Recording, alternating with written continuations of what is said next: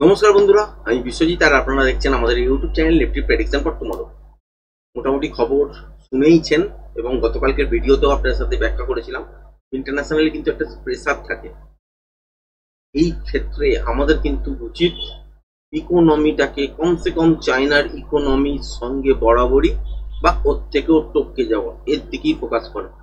কারণ আপনারা জানেন I5 যে দেশগুলো আছে তাদের মধ্যে নামগুলো হচ্ছে America, Britain, France, Russia, China. এই পাঁচজন হচ্ছে I5 কান্ট্রি। আর তাদের একটা একটা করে পার্ট এবং গুট আছে, সেই অনুযায়ী ছোট ছোট দেশগুলো কিন্তু জুড়ে আছে বিভিন্নভাবে। আমাদের যদি দেখেন স্পষ্টভাবে, তাহলে আমরা কোনো গুটের মধ্যেই কিন্তু ইনভলভমেন্ট নেই। না রাশিয়ার তরফের গুট, না চায়নার তরফের গুট, না ফ্রান্সের তরফের গুট, না ব্রিটেনের তরফের গুট, না আমেরিকার তরফের গুটে। আমরা ইন্ডিপেন্ডেন্ট আস্তে আস্তে করে এগোনোর চেষ্টা করছি। এবার এখানে সমস্যা হচ্ছে একটাই, যে যে কোনো মুহূর্তে অন্যান্য দেশ কিন্তু এই যুদ্ধটাকে আপনার অনেক বেশি সাস্টেন করে যেতে পারে। মানে কিছু না হলেও এই মুহূর্তে যেটা আমরা দেখতে পাচ্ছি, সেখানে হচ্ছে পাকিস্তানের তরফ থেকে যাই অ্যাটাক করে থাকুক না কেন, একটাও অ্যাটাক সফল হয়নি, বিফলে গেছে। আর ওদের মধ্যে যে পাওয়ারটা আছে সেটা হচ্ছে গুট, চায়নার গুটের মধ্যে অলরেডি কিন্তু আছে। এবার তাদের একটা ডিপ্লোমেসি যেটা চলছে, পাকিস্তানের মধ্যে ইনভেস্টমেন্টও আছে, সুতরাং I5 কান্ট্রিগুলোর মধ্যে কোঅর্ডিনেট হবেই এবং সেইখান থেকে বেরিয়ে আসবে যে এইখানে যদি ইন্ডিয়া পাকিস্তানকে ক্ষতি করে দেয়, আমাদের ইনভেস্টমেন্ট যদি মোটামুটি ডুবিয়ে দেয়, তাহলে কিন্তু আমরাও ডিস্টার্ব করবো অন্যান্য কোনো একটা জায়গা দিয়ে। এইগুলোই হচ্ছে ওয়ার্ল্ডের ডিপ্লোমেসি, যাকে আপনারা সকলেই জিও পলিটিক্স নাম দিয়ে চেনেন। এখানে আমাদের এই মুহূর্তে 48 ঘন্টার জন্য সিজফায়ার এই মুহূর্তে করা আছে। জানি না 48 ঘন্টা পর আবার কি অ্যাকশন হবে। অলরেডি ভারতের মধ্যেও কিন্তু ক্রিটিসাইজ হচ্ছে, আবেগে চলছে। আবেগ দিয়ে কিন্তু দেশ চলে না, এইটুকু বাস্তব বুঝতে হবে। আপনার সাথে আগের অনেকগুলো ভিডিওতেও আমরা শেয়ার করেছিলাম যে এই 4-5 দিন 6 দিনের যুদ্ধ হয় তাহলে কিন্তু কোনো চাপ পড়বে না ইকোনমির ওপর আমাদের। কিন্তু যদি এটা লম্বা হয়ে যায়, যদি দেখেন যে আবারও যুদ্ধ শুরু হলো 48 ঘন্টা পর, তাহলে হয়তো পরিস্থিতি আহ, আপনার চায়না এখানে ইনভলভ হতে পারে, তুর্কি ছোটখাটো দেশ সে ইনভলভ হতে পারে এবং অন্যান্য কোনো না কোনো দেশ ব্যাকডোর দিয়ে আরো হেল্প করতে পারে। সেখানে যেমন দেখেছেন ইউক্রেন রাশিয়ার যুদ্ধে, ইউক্রেন 2 দিন 3 দিন 4 দিন 5 দিন 1 সপ্তাহ খুব সাস্টেন করতে পারতো, সেটাই কিন্তু কিছু না হলেও 3 বছর লম্বা চলেছে। কারণ ইউরোপিয়ান নেশন আমেরিকার যোগসাজশ সঙ্গে হেল্প করেছে, টাকা দিয়ে ইকোনমিটাকে রেখেছে এবং সেখান থেকে অস্ত্র দিয়েছে। আলটিমেট কি হয়েছে, ইউক্রেনের দেশের 50%, মানে যা খনিজ সম্পদ আছে, দুর্লভ মূল্য খনিজ সম্পদ, তার 50% হচ্ছে আমেরিকা নিয়ে চলে যাবে। আর যে 50% আছে সেই 50% দিয়ে ইনফ্রাস্ট্রাকচার তৈরি হবে, সেখানে ইনভলভমেন্ট আমেরিকানদেরই হয়ে গেল। আলটিমেট কিন্তু উইন উইন সিচুয়েশন। এই সিচুয়েশন থেকে রিকভার করতে গেলে ইকোনমিকে কিন্তু অনেক স্ট্রং করতে হবে। আমাদের ইকোনমি মোটামুটি বুঝে যান যে 4 ট্রিলিয়নের ইকোনমি, 18 ট্রিলিয়নের ইকোনমি হচ্ছে আপনার চীনের, 25 থেকে 28 ট্রিলিয়নের ইকোনমি হচ্ছে আপনার আমেরিকার। আমাদের দেশে না ফাইটার জেটের ইঞ্জিন তৈরি হয়, আমরা রাফেল নিয়ে বলছি, সেটাও কিন্তু ফ্রান্সের দেওয়া। যুদ্ধ যখন তৈরি শুরু হয়ে যায় তখন কিন্তু কন্টিনিউ সাপ্লাই লাগে, সেই সাপ্লাইটা আছে কিনা কোনো না কোনো দেখলেনি অলরেডি, যে মোটামুটি কোনো বড় দেশ মুখ খোলেনি, তার পেছনে কিছু কিছু রহস্য হয়ে গেল। আপনার আবেগের মধ্যে নিউজ চ্যানেলের মধ্যে অনেক কিছু বলছে, কিন্তু বাস্তব যদি আপনারা মার্কেট রিলেটেড এই মুহূর্তে বুঝতে চান, সেই হিসাবেই আপনার সাথে শেয়ার করার চেষ্টা করছি। যদি দেখেন যে কোনো বড় বড় দেশ আমাদের পরে ছিল, কেউ বিপক্ষে ছিল না, কিন্তু ডিল কি কি হলো, যদি দেখেন ফ্রান্সের সঙ্গে মেরিন মানে নেভির যে মেরিন রাফেল আছে, সেই রাফেলের ডিল হয়ে গেল ৬০-৬২ হাজার কোটি টাকার বা আরো বেশি এরকম কিছু। আমেরিকার সঙ্গে একটা নেভির সফটওয়্যারের ডিল হয়ে গেল, যেটা হচ্ছে $131 মিলিয়ন। আচ্ছা, ব্রিটেনের সঙ্গে যেটা ঋষি সুনাক থাকার সময় যে ডিলটা করতে চেয়েছিল ফ্রি ট্রেড এগ্রিমেন্ট, সেটা আমরা ব্রিটেনের সঙ্গে এই যুদ্ধ পরিস্থিতিতে করে দিলাম।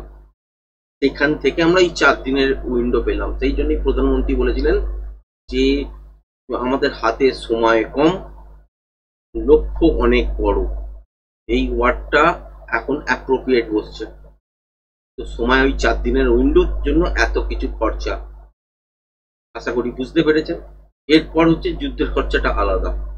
এটা যদি লম্বা চলতে থাকে, পাকিস্তানের তরফ থেকে 10,000, 15,000, 20,000 টাকার ড্রোন ছুড়বে, আমাদের তরফ থেকে 1 লাখ, 1.5 লাখ, 2 লাখ টাকার এক একটা করে মিসাইল ফায়ার হবে এয়ার ডিফেন্স সিস্টেম হিসেবে।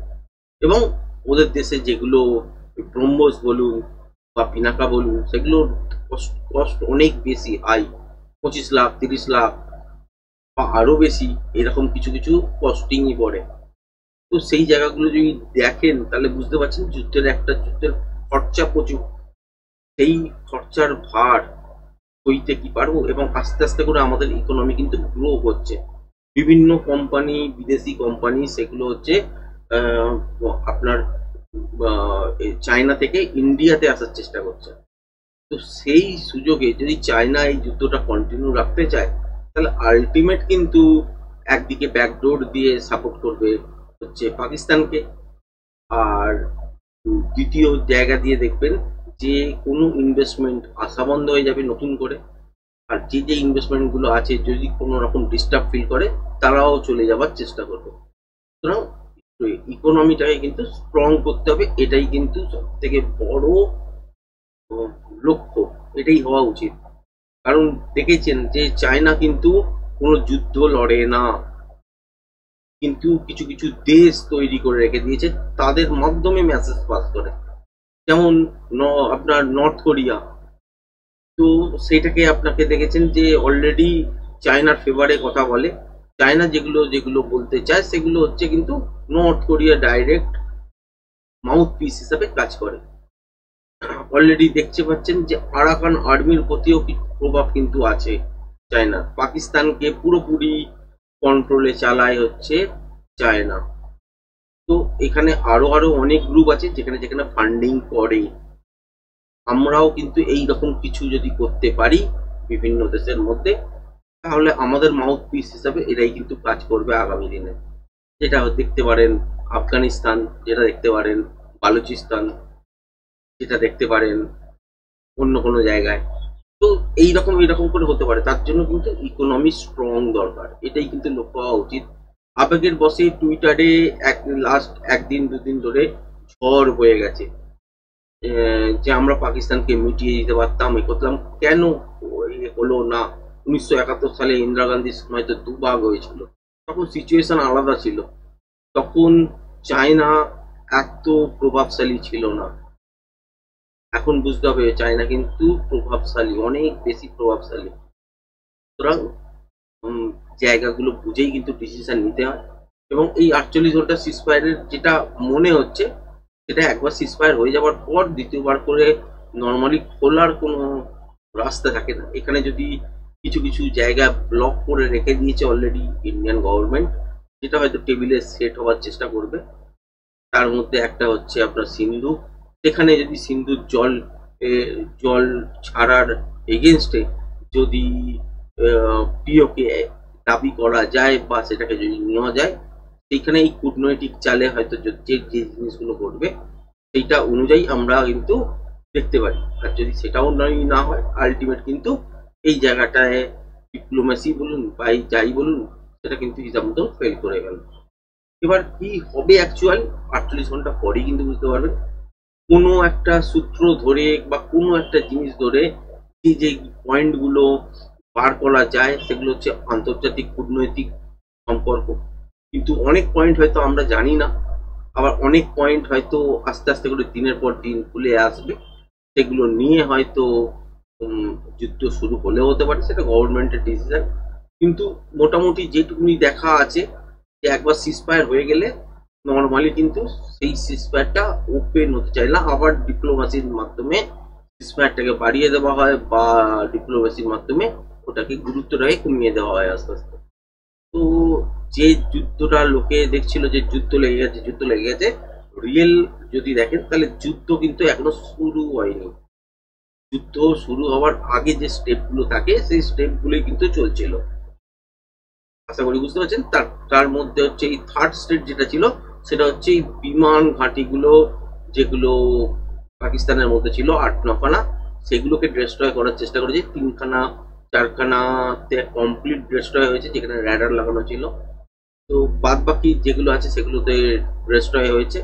কিন্তু এরপরে যেমন ধরুন একটা ফাইটার জেট উঠবে কোথা দিয়ে, নিশ্চয়ই বিমান ঘাঁটি যেগুলো আছে সেখানে এয়ার স্ট্রিপ্ট যেগুলো বানানো হয়েছে সেগুলোর ওপর দিয়ে উঠবে।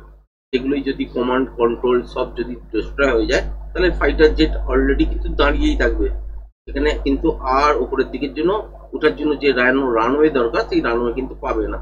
সেগুলোই কিন্তু হয়েছে। নেক্সট স্টেপ কিন্তু সেনা পাঠানোর জায়গা ছিল, যেখান থেকে অলরেডি কিন্তু দুটো দেশের মধ্যে সিজ ফায়ার হয়ে গেছে।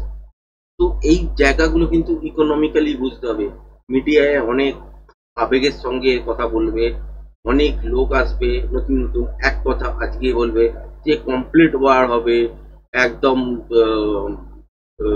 কি বলবো, যে অনেক দিন ধরে চলবে, লম্বা, পাকিস্তান ধুলোয় মিশে যাবে, এইসব অনেক কথা অনেকের জন্য বসবে। যখনই তার বিপক্ষে চলে যাবে জিনিসটা, তখনই কিন্তু দেখবেন ফেসটা চেঞ্জ হয়ে যাবে, আবার দেখবেন অন্য কোনো ফেস এসে বসছে, সেখানে তাদেরকে গুরুত্ব দেওয়া হচ্ছে। তো মানুষের মেমোরি হচ্ছে খুব শর্ট টার্ম, তাদেরকে সেই মুখগুলো ভুলে যাবে, আবার নতুন মুখগুলোকে নিয়ে চর্চা শুরু হবে। এরকম করেই কিন্তু অ্যাকচুয়ালি মিডিয়ার মধ্যে ডিসকাশন হয়। এখান থেকে যে খবরটুকুনি পাচ্ছেন সেইটুকুনি নেওয়ার দরকার যে এই খবরগুলো অ্যাকচুয়ালি হয়েছে, এবং 2-4টে ভালো ভালো মিডিয়াকে ফলো করলে কমসে কম খবরগুলো পাবেন। সেই খবরটার প্রতি যে অ্যানালিসিস হচ্ছে বা ডিবেট হচ্ছে সেইগুলো কিন্তু দেখার কোনো মানে নেই। সেগুলো দেখে কিছুটা জ্ঞান নিতে পারেন যে কি কি সিচুয়েশন হয়ে আছে, কিন্তু এছাড়া যদি ডিবেটের মধ্যে ভাবেন যে আপনি অংশগ্রহণ করবেন, কাউকে খারাপ বলছেন কাউকে ভালো বলছেন, আলটিমেট কিন্তু সেই যে কিরদারগুলো আছে সেগুলো কিন্তু সময় সময় চেঞ্জ হয়ে যায়। সুতরাং ওই জায়গায় না ভেবে কিন্তু আপনাকে ইকোনমিক্যালি ভাবতে হবে, কারণ আমরা হচ্ছে স্টক মার্কেটের মধ্যে আছি। বা স্টক মার্কেট চায় কি স্টেবিলিটি। আপাতত 48 ঘন্টার জন্য সিজফায়ার হয়ে আছে, এটা কি ওপেন হতে পারে? ওপেন হওয়ার চান্স কিন্তু কম আছে। এখানে কিন্তু কন্টিনিউ ডিপ্লোমেসি চলবে আশা করছি। এবার এখান থেকে যদি যুদ্ধ পরিস্থিতি শুরু হয়ে যায়, তাহলে নেগেটিভ ইম্প্যাক্ট আবার দেখবেন। এবার আমরা আজকের ভিডিওর মধ্যে উইকলি চার্ট হিসাবে দেখার চেষ্টা করব। এখানে দেখতে পাচ্ছেন মোটামুটি একটা, এখানে উইকলি চার্টে দেখতে পাচ্ছেন এনগালফিং ইয়ার মতন হয়েছে, মানে আগের যে ক্যান্ডেলটা আছে এটাকে কিন্তু পুরোপুরি কভার করে দিয়েছে সপ্তাহের চার্টে। তাহলে এখান থেকে আস্তে আস্তে কিন্তু তলার দিকের জন্য আসা উচিত, এইটুকুনি কিন্তু বোঝা যায়।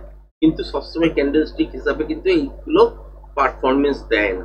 যাই হোক, নর্মালি যদি দেখেন যে মোটামুটি 24,008 এইসব জায়গায় বন্ধ হয়েছে, 24,000 ধরেই চলুন। যদি ব্রেক করে চলার দিকের জন্য চলতে থাকে, তাহলে কোথায় কোথায় আসতে পারে, এই জায়গাটাতে গিয়ে একবার ট্রেল টেস্ট হতে পারে, যেটা হচ্ছে 23,850। এটাকেও যদি ব্রেক করে চলে তাহলে হচ্ছে 23,200, যেখানে সুইং লো আছে দেখতে পাচ্ছেন উইকলি হিসাবে। তাহলে এটাকেও যদি ব্রেক করে তাহলে এই গ্যাপটাকে কমসে কম ফিল করবে, সেটা কোথায় না 22,800 এই জায়গাটার কাছাকাছি। এটাকেও যদি ব্রেক করে আশা করি বুঝতে পারছেন যে তলার দিকের জন্য চলবে। এই সপ্তাহের মধ্যে কি আসতে পারে? আসতে পারে না বন্ধুরা। নর্মাল যদি গরমাগরমি খবর হয় 19-20 হতে পারে, কিন্তু এত দূর আসতে পারবে না তলার দিকের জন্য। এবার যদি দেখেন যে সত্যি একটা যুদ্ধ হয়ে গেল বা একটা বড় কিছু আপনার জায়গা তৈরি হলো যেখান থেকে পারমাণবিক যুদ্ধ হতে পারে, বা সিচুয়েশনটা খুবই খারাপ, এইরকম টাইপের কিছু জায়গায় চলে যেতে পারে, তাহলে বড় সড়ো গ্যাপ ডাউন দেখতে পারেন, সেটা আলাদা কথা, ডিফারেন্ট ব্যাপার। নর্মালি যদি দেখেন যে উত্তপ্ত হচ্ছে কিন্তু আলটিমেট কিছু হচ্ছে না, মিডিয়ার মধ্যেই রিপোর্ট পাচ্ছেন উত্তপ্ত হচ্ছে শুধুমাত্র, এই মেরে দেবো, এই চলে যাবে, এই হয়ে যাবে, এই হুঁশিয়ারি দিয়েছে, এই সব যে যদি দেখেন আলটিমেট কিন্তু এখান থেকে বাজারের রিয়াকশন নর্মাল কিছু থাকবে না। এবার বাজারের মতন কিন্তু চলতে শুরু করবে। এবার যদি উপরের দিকের জন্য দেখেন তাহলে এই মুহূর্তে উপরের দিকে হাই কোথায় আছে, ব্যাংক নিফটির ক্ষেত্রে এই সব জায়গাটাতে আছে, যেটা হচ্ছে 24,500। এটাকেও যদি ব্রেক করে চলে তাহলে এই সুইংটার কাছাকাছি পর্যন্ত গিয়ে রেজিস্ট্যান্স ফেস করতে পারে, যেটা হচ্ছে 24,800। এবার এই 24,800 টাকা যদি ব্রেক করে তাহলে কিন্তু এখান থেকে দাঁড়াবে না সোজা কিন্তু এতটা, যেটা হচ্ছে 26,277 এবং লাইভ হাই চলতে হবে। এই সিচুয়েশন হয়ে আছে। আর ট্রেনটা কোথায় চেঞ্জ হবে, 22,800 850 এই জোনটা যদি ব্রেক করে দিয়ে, 850 দেখতে পাচ্ছেন সুইং হাই আছে, এটাকে যদি ব্রেক করে দিয়ে সাসপেন্ড করে তাহলে কিন্তু অ্যাকচুয়াল মূল ট্রেনটা কিন্তু চেঞ্জ হয়ে যাবে। তা আগে পর্যন্ত যে এইখান থেকে যদি আস্তে আস্তে করে পড়ে তাহলে এইখানে কি একটা সাপোর্ট পেতে পারে, এই লেভেলটাকে যদি ব্রেক করে তাহলে তলার দিকের জন্য আসতে পারে এইখানে, এটাকে যদি ব্রেক করে তলার দিকের জন্য এই পর্যন্ত আসতে পারে, এটাকেও যদি ব্রেক করে তাহলে আবার লোয়ার লো ফরমেশন তৈরি হওয়ার চান্সেস কিন্তু তৈরি হয়ে থাকে। কিন্তু এই সপ্তাহের মধ্যে কোনো বড় কিছু ঘটনা যদি না ঘটে তাহলে আলটিমেট কিন্তু এগুলো ঘটবে না। যদি ছোট কিছু ঘটনা ঘটে তাহলে এই লেভেলটাকে ব্রেক করলে এত দূরের দিকে লক্ষ্যে আসতে পারে, এছাড়া কিন্তু বিশেষ কিছু তলার দিকের জন্য বেশি কিছু পড়বে না। যদি দেখেন যে তলার দিকে এসছে এবং 23,850 এটাকেই আর ব্রেক করছে না, তাহলে জানবেন এখান থেকে আবার উপরের দিকের জন্য এটাকে চেস করতে যাবে এবং এটাকেও ব্রেক করলে 24,850 এর দিকে চলবে এই সপ্তাহের জন্য। এবার যদি ব্যাংক নিফটির ক্ষেত্রে দেখেন সেক্ষেত্রেও উইকলি চার্ট অনুযায়ী দেখতে পাওয়া যাচ্ছে কি উপর থেকে তলার দিকের জন্য পড়েছে। উপরের দিকে হাই লাস্ট কোথায় আছে, এইখানটা 56,000 এই জায়গাটায়। তার মানে বুঝতে পারছেন যে এই 56,000টা যদি ব্রেক করে চলে তাহলে উপরের দিকের জন্য মুভমেন্ট দেখবো এবং লাইভ হাই আবারও দেখবো, কারণ এখানে হচ্ছে লাইভ হাইতেই চলছিল। এবার যদি তলার দিকের জন্য পড়তে থাকে তাহলে এখানে কি আটকানোর কোথায় জায়গা আছে, আটকানোর জায়গা কিন্তু এখানে উইকলি হিসাবে নেই, ডেলি হিসাবে হতে পারে হয়তো, কিন্তু উইকলি হিসাবে নেই। তাহলে তলার দিকের জন্য যদি কন্টিনিউ করতে থাকে তাহলে হচ্ছে এই জায়গাটা যেখানে সুইং হাই করে তলার দিকে পড়ে তারপর উঠেছে, তাহলে এই সুইং হাইটার কাছাকাছি, তার মানে এই জায়গাটা যেটা হচ্ছে 52,000 এই জায়গাটার কাছাকাছি আসতেই পারে। মানে এখন চলছে হচ্ছে 53,595, মানে 53,600। তো এইখান থেকে তলার দিকে যদি করতে থাকে 52,000 পর্যন্ত তলার দিকে আসতেই পারে, তারপর এখান থেকে আস্তে আস্তে করে ঘুরতে পারে। আবার যদি এই লেভেলটাকেও ব্রেক করে তাহলে এই গ্যাপটাকে ফিল করবে। এই গ্যাপটা কোথায় আছে, যেটা হচ্ছে 51,000 এই জায়গাটা। আর যদি দেখেন যে 51,000ও ব্রেক করছে তার মানে জানবেন এই লোটাকেও ব্রেক করবে, এই লোটাকে টার্গেট করবে, সেক্ষেত্রে 47,000 এবং লোয়ার লো ফরমেশন তৈরি হয়ে যাবে। সেটা কি এক সপ্তাহে পসিবল না দাদা, এক সপ্তাহে কিন্তু পসিবল নয়। কিন্তু যদি নর্মাল মার্কেট হিসাবে দেখেন, যদি একটা অ্যাবনর্মাল কিছু ঘটনা ঘটে তাহলে সেক্ষেত্রে বড় গ্যাপ ডাউনের সঙ্গে একদিনও এই জায়গাটা ব্রেক করে দিয়ে চলতে পারে, বা উপরের দিকেও তাই। খুব যদি পজিটিভ নিউজ চলে আসে সেক্ষেত্রে উপরের দিকেও কিন্তু বড় সড়ো গ্যাপ আসতে পারে, যেরকম নিউজ বেসে এই মুখটা দেখেছেন সেরকম নিউজ বেসে এরকম তল থেকে পড়তেও পারে। এবার হচ্ছে এখান থেকে যদি পড়তে শুরু করে তাহলে আগামী সপ্তাহে কত দূর পর্যন্ত আসতে পারে, 52,000 ম্যাক্সিমাম ধরে নিন। আর যদি এটাকেও ব্রেক করে বা ট্রেন্ডিং টাইপের মুভমেন্ট দেখতে পাওয়া যায় তাহলে হচ্ছে 50,978, মানে 51,000, 52,000, 51,000 এই জোনটার মধ্যে কিন্তু বাজারের মধ্যে এই সপ্তাহে তলার দিকের জন্য আসতে পারে। আর যদি দেখেন যে এখান থেকে উপরের দিকের জন্য ঘুরছে তাহলে ফার্স্ট অ্যাটেম্প করবে হচ্ছে 55,960, তারপর লাইভ হাই এবং যেরকম প্যাটার্ন তৈরি করবে সেই অনুযায়ী পজিশন লেভেল অনুযায়ী টার্গেট সেট করা হবে, এছাড়া কিন্তু কোনো কাজ নেই। তো আশা করি বুঝতে পারলেন এবং জিও পলিটিক্সের কিছুটা হলেও আলোচনা করার চেষ্টা করলাম, কারণ খুব একটা ভালো তো বুঝি না, যতটুকুনি বুঝি ততটুকুনি আপনাদের সাথে শেয়ার করলাম। আবেগ ছাড়া অ্যাকচুয়াল পজিশন কি আছে আমাদের এবং সেই পজিশন অনুযায়ী ডিসিশন গুলো কি হয়েছে। 1971-এর সঙ্গে অনেকেই হয়তো তুলনা করবেন, কিন্তু সিচুয়েশন প্রত্যেকটা সময় কিন্তু আলাদা। প্রভাব কতটা আছে, যার কিছু নেই সে ডেসপারেট হতে পারে, কিন্তু যার অনেক কিছু হারানোর জায়গা আছে সে কিন্তু অনেক বেশি সহনশীল হয়, কারণ তার হারানোর অনেক কিছু আছে। যার কাছে হারানোর কিছু নেই সে ডেসপারেট হতেই পারে, তার কিছু যায় আসে না। তো এইগুলো হচ্ছে ফারাক। পাকিস্তানের অ্যাগ্রেশনের কারণ কি বুঝতেই পেরেছে, আর ইন্ডিয়ার সহনশীলতার কারণ কি সেটাও কিন্তু আস্তে আস্তে বুঝতে পারছে। এবার এক একটা সময় এমন থাকে যেখানে বাঁধ ভেঙে যায়, যেটা এই সিচুয়েশনটা হয়েছিল। বাঁধ ভেঙে যাওয়ার মতনই কিন্তু জায়গা তৈরি করেছিল। বারবার কাঁহাতক একটা দেশ সাফার করতে পারে, বারবার কিভাবেই বা চলতে পারে, কিন্তু আলটিমেট ইকোনমি যতক্ষণ না স্ট্রং হচ্ছে I5 এর কান্ট্রিগুলোর মতন আমরা সমকক্ষে যাচ্ছি, ততক্ষণ পর্যন্ত এইরকম প্রেসার কিন্তু অনেকাংশেই থাকবে। যদিও দেখতে পাচ্ছেন যে আমেরিকার প্রেসার চায়নার ওপরেও আছে, কারণ কেউ কারোর ভালো কিন্তু বা কেউ কারোর জায়গা কিন্তু ছাড়তে চায় না। কারণ চায়নাকেও কিন্তু বিভিন্নভাবে ডিস্টার্ব করা শুরু করেছে, কিন্তু ইকোনমিক্যালি বা অন্যান্য দেশের মাধ্যমে প্রেসার ক্রিয়েট করে। এটা ভাববেন না যে চায়নাও খুব ফ্রিতে আছে, কিন্তু সেটা ট্রেড ওয়ারের মাধ্যমে, এগুলো কিন্তু নর্মালি যুদ্ধের মাধ্যমে এখনো পর্যন্ত সিচুয়েশন কিন্তু তৈরি হয়নি। তো এইগুলো হচ্ছে ডিপ্লোমেসি, এবং প্রত্যেকের প্রভাব বিস্তার করে যার যেরকম ক্ষমতা সেই হিসাবে। তো এগুলো সময়ের সঙ্গে সঙ্গে চেঞ্জ হবে, যেমন যেমন ইকোনমি স্ট্রং হতে থাকে। তো আরো বোল্ড ডিসিশন হয়তো, যদি আপনার দেখেন যে 12-15-20 ট্রিলিয়নের ইকোনমি আমরা কোনো দিন যদি হয়ে গেলাম বা রাতারাতি হয়ে গেলাম, তাহলে আমাদের টোনটাও কিন্তু আলাদা হয়ে যাবে। সুতরাং তখন আমরা কাউকে আর ওই জানাতেও যাব না ওয়ার্ল্ডকে যে এইগুলো আমাদের সঙ্গে হয়েছে, তার হিসেবে আমরা অ্যাকশন নিচ্ছি। আমরা আমাদের অ্যাকশন নিয়েছি, কেউ জিজ্ঞাসা করলে সেটা ব্রিফ করতে পারা যায়, কিন্তু এর বাইরে তখন কিছু হবে না। কারণ প্রত্যেকের যে টোন আছে না, সেই টোনগুলো কিন্তু ইউজ হয় তার ইকোনমি কতটা স্ট্রং তার ওপর। তো এই আশা করি বুঝতেই পারছেন, যারা শেয়ার মার্কেট করেন তাদের উদ্দেশ্যেই ভিডিওটাতে ক্লিয়ার করার চেষ্টা করলাম যতটুকু আমি বুঝেছি। এর বাইরে বিশেষ কিছু নেই। এখানে যে কোনো সরকারই আসুক না কেন, এই ডিসিশনটাই হয়তো নিত। আগে হয়তো অনেকবার ছেড়ে দেওয়া হয়েছে, তখন হয়তো এতটা স্ট্রং ছিল না, সেই জন্য ছেড়ে দেওয়া হয়েছে। এবারে যতটুকুনি স্ট্রং হয়েছে তার এগেনস্টে অ্যাকশন দেখেছেন। আরো যখন বেশি স্ট্রং হয়ে যাবে তখন আরো অন্য ধরনের কিছু দেখতে পাবে। যেমন ইসরায়েলি 98 লাখ 1 কোটির দেশ, তাদের ইকোনমি এত বেশি স্ট্রং, পার ক্যাপিটাল ইনকাম এত বেশি। তো আশা করি বুঝতেই পারছেন, তারা কিন্তু যে জায়গাটায় ধরে সেই জায়গাটা ডিস্ট্রয় করে, কিন্তু কেউ কিছু করারও থাকে না। তো নিজেদের ওই জায়গাটা পর্যন্ত নিয়ে যেতে হবে, ফাইন্যান্সিয়ালি স্ট্রং করতে হবে, তবেই কিন্তু হবে। এবার বলবেন যে আমরা থার্ড লার্জেস্ট ইকোনমি হতে চলেছি বা ফোর্থ লার্জেস্ট ইকোনমি হতে চলেছি, যাই বলুন না কেন, ইকোনমির দিক দিয়ে যদি দেখেন হতে তো চলেছি, কিন্তু 150 কোটি দিয়ে অলরেডি ভাগ করে নেবেন ইকোনমিটাকে, তাহলেই বুঝতে পারবেন যে পার ক্যাপিটাল ইনকাম কত। এবং যদি আপনি ইউক্রেনের বা রাশিয়ার বা চায়নার বা আমেরিকার বা নতুন নতুন ইসরায়েলের দেখেন যে 1 কোটি লোকের পার ক্যাপিটাল ইনকাম কত, তাহলে বুঝতে পারবেন যে ইনফ্লুয়েন্সার কারা, কিভাবে ইনফ্লুয়েন্স হয় পুরো বিশ্ব। পার ক্যাপিটাল ওপরে দেখতে হবে, তবেই কিন্তু বুঝতে পারবেন যে আলটিমেট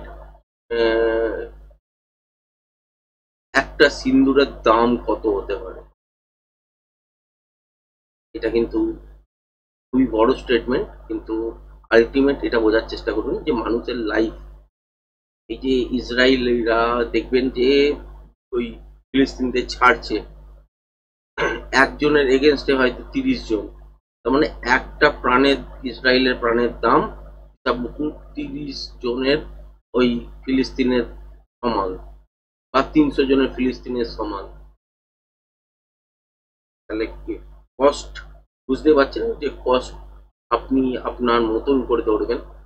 তো সেইখানে তাদের যে প্রাণের দাম, সেটা অ্যাকচুয়ালি কত বুঝতেই পারছেন। আমাদের প্রাণের দাম আগে আরো কম ছিল, টেররিস্ট অ্যাটাক হয়ে যাওয়ার পরও কিন্তু, মুম্বাই হামলার পরও কিন্তু আমরা কোনো অ্যাকশন নিতে পারিনি। উল্টে আমাদের $4 বিলিয়ন মতন সেনা মোবিলাইজেশনের মধ্যে খরচা হয়ে গেছিল, কিন্তু অ্যাকশন কিছু হয়নি। সেই সময় অন্য গভর্নমেন্ট হয়তো ছিল, সেখানে স্ট্রেংথ অত বেশি ছিল না, পাওয়ারও বেশি ছিল না, কোয়ালিশন গভর্নমেন্ট ছিল, সেই হিসাবে অ্যাকশন দেখতে পেয়েছে। সেই রকমই এবার আজকের দিনে যদি দাঁড়িয়ে দেখেন, অনেক বড় অ্যাকশন হয়েছে ওই ওর তুলনায়। এবং মুম্বাই হামলার যেরকম অ্যাকশন হওয়া উচিত ছিল ঠিক এইরকমই বা এর থেকেও ভয়ানক সেটা কিন্তু হয়নি, যেটা এই পেহেলগাম অ্যাটাকের পর হয়েছে। অলরেডি আমাদের ইন্ডিয়ানদের প্রাণের দাম কিন্তু বেড়েছে। এর মধ্যে একজন সেনা আমাদের মারা গেছেন ক্রস বর্ডার ফায়ারিং এর মধ্যে। এটা একটা দুঃখজনক সংবাদ। তো এবং অনেক সিভিলিয়ানও মারা গেছেন হঠাৎই স্পট বর্ডার ফায়ারিং এ, সেটাও একটা দুঃখজনক সংবাদ। সেই জন্যই বলেছিলাম রাজায় রাজায় যুদ্ধ হয়, উলু পগড়াই উজাড় হয়।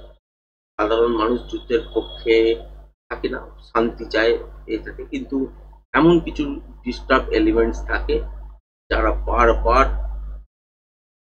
শান্তিটাকে ভঙ্গ করার চেষ্টা করে। সেটাই কিন্তু ঘটেছে এবং আমাদের সরকার যথেষ্ট ভাবে স্ট্রংলি কন্ডেম করেছে এই রকম পরিস্থিতি ক্রিয়েট করেছে অ্যাটাক করার মাধ্যমে। শুধুমাত্র মুখে বলে থেমে নেই। 1971-এর সঙ্গে যদি তুলনা করেন তখন সিচুয়েশন আলাদা ছিল, এখন সিচুয়েশন আলাদা। তখন চায়নার পাওয়ার অত ছিল না, এখন চায়নার পাওয়ার কিন্তু অনেক বেশি। সুতরাং সব দিকে ভেবেই কিন্তু আপনাকে এগোতে হবে। আবেগের মধ্যে দেশ চালালে আমাদের কিন্তু লাইফ রিস্ক কিন্তু হয়ে যাবে।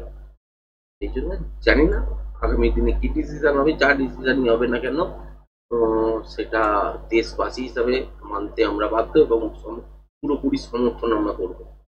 কিন্তু আলটিমেট দেখতে হবে যে অ্যাকচুয়ালি ইকোনমির ওপর চাপ যেন না পড়ে, সেটাও গভর্নমেন্ট নিশ্চয়ই ভেবেছে, সেই হিসাবেই কিন্তু কাজ করছে। আর যে অ্যাটাকের কথা নর্মালি আপনারা শুনেছেন দেখেছেন, এইরকম বহু অ্যাটাক আগে হতো, হয়েওছে ভবিষ্যতে, কিন্তু একটা একটা করে স্টেপ বাই স্টেপ এগোতে এগোতে এখন গিয়ে এই জায়গায়। এরপর স্টেটমেন্ট অলরেডি চলে এসছে, আরও একটা যদি কোনো টেররিস্ট হামলা হয় সেটাকে কিন্তু অ্যাক্ট অফ ওয়ার হিসাবে আমরা ধরবো, সেটাকে আমরা যুদ্ধ করতে যাব। এই এই কন্ডিশন লাগানো আছে। এখন হয়তো বেশ কিছু দিন চুপ থাকতে পারে হয়তো, তারপর আবার শুরু হয়ে যেতে পারে যখনই ওদের ইকোনমি একটুখানি ইকোনমির যে ক্রাঞ্চটা সেটা যদি কমে যায়, আলটিমেট কিন্তু আবারও অ্যাটাকের পথে ওরা হাঁটতে পারে। সুতরাং সব দিকেই ভাবনা চিন্তা করে দেখতে হবে এবং আগামী দিনে আরো কিন্তু বোল্ড ডিসিশন হবে। যেরকম যেরকম আমাদের ইকোনমি রিভাইভ হবে সেরকম সেরকম বোল্ড ডিসিশন আমাদের মধ্যেও কিন্তু দেখতে পাবেন। টোনও কিন্তু চেঞ্জ হয়ে যাবে, বডি ল্যাঙ্গুয়েজও কিন্তু চেঞ্জ হয়ে যাবে। সুতরাং সবকিছু জিনিস আপনারা যারা যারা মোটামুটি স্টক মার্কেট করেন প্রত্যেকেই শিক্ষিত এবং শিক্ষিত মানুষ হিসাবে বুঝতেই পারছেন যে আপনার চিন্তাগুলো একটু হলেও সাধারণ মানুষের থেকে আলাদা হতে হবে। আর আপনারা যেহেতু ফাইন্যান্সিয়াল মার্কেট নিয়ে কাজ করছেন, সেহেতু আপনাদের বুঝতে হবে যে আপনাদের এখানে ইকোনমিকে স্ট্রং করার জায়গা কিভাবে কাজ করতে হবে মার্কেটের মধ্যে। এবং ইন্ট্রাডে তো করবেনই, কিন্তু কিছু কিছু প্ল্যান যেগুলোতে আপনারা ইনভেস্টমেন্ট পারপাসেও করতে পারেন, তার জন্য কিন্তু টেকনিক্যাল শেখাটা দরকার। টেকনিক্যালটা শিখুন এবং লাইভ প্রুফ দিয়ে শিখুন। যদি মনে হয় তবেই কিন্তু কাজ করুন। যদি না শিখে কাজ করেন আলটিমেট কিন্তু লোকসান পাবেন। তো সেই জায়গাটা না করে আলটিমেট কিন্তু শেখার কমসে কম চেষ্টা করুন। আশা করি ভিডিওটা পছন্দ হয়েছে। আজকের ভিডিওটা এইখানেই সমাপ্ত করছি। ধন্যবাদ।